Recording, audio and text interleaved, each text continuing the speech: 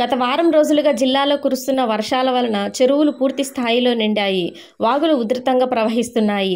ఈ క్రమంలోనే ఎగువ ప్రాంతంలో కురిసిన భారీ వర్షాల వలన గుండ్లకమ్మ నదిలో నీటి ప్రవాహం పెరిగింది. పైనుంచి వస్తున్న ప్రవాహాన్ని దృష్టిలో ఉంచుకొని ప్రాజెక్టు నుంచి నీటిని దిగువకు విడుదల చేయడం జరిగింది. దానివల్ల చీరాల నేషనల్ హైవే 216 మద్దిరాలపాడు వద్ద రోడ్డుపైన వరద ప్రవాహం కొనసాగుతుంది. ఒంగోలు నుంచి చీరాల వైపు వెళ్లే వాహనదారులకు ఈ మార్గం ద్వారా వెళ్లే అవకాశం లేదు అని, మేదరమెట్ల మీదుగా చీరాల వెళ్లాలి అని అధికారులు చెబుతున్నారు.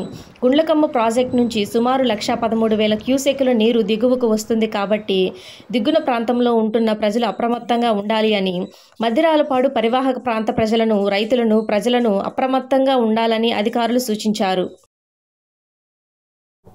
నమస్తే అండి.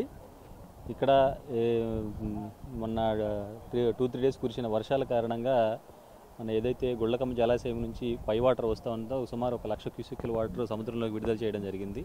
ఆ వాటర్ అన్నీ కూడా పక్క గ్రామాలైన ఈ వెల్లంపల్లి, నెక్స్ట్ మన మద్దిరాలపాడు ఈ విలేజ్ మీదగా వెళ్తా ఉంది. పక్కన గుండ్లకమ్మ జలాశయం ఇది వాగుంది కాబట్టి ఆ వాగు నుంచి వెళ్తా ఉన్నాయి. ఒకేసారి వాటర్ వదలటంతో వాటర్ అన్నీ కూడా మన ఏదైతే చీరాల ఒంగోలు హైవే ఉందో హైవే మీదకి వచ్చింది. దాదాపు సుమారు 3 అడుగులు 4 అడుగుల లోతుల వాటరు ఈ డౌన్ ఏదైతే ఉందో రోడ్డు డౌన్గా ఉన్న చోట పారుతూ ఉన్నది. కాబట్టి వాహనదారులు ఎవరికి కూడా అసౌకర్యం కలగకుండా ముందుగానే వాళ్ళని అక్కడ మన త్రోవగుంట దగ్గర ఒక చోట, ప్లస్ ఈ త్రోవగుంట జంక్షన్ దగ్గర ఒక చోట కూడా వాహనాలు రిస్ట్రిక్ట్ చేయడం జరుగుతుంది. దయచేసి ఈ వాగు ఏదైతే తగ్గే వరకు కూడా వాహనదారులు ఎవరు కూడా ఇటు రావద్దు. ఏదైతే సేఫ్ రూట్ ఉన్నదో ఆ సేఫ్ రూట్న ఆల్టర్నేట్ రూట్ చూసుకుని అటు నుంచి ప్రయాణం చేయవలసిందిగా తెలియజేస్తా ఉన్నాం. Thank you.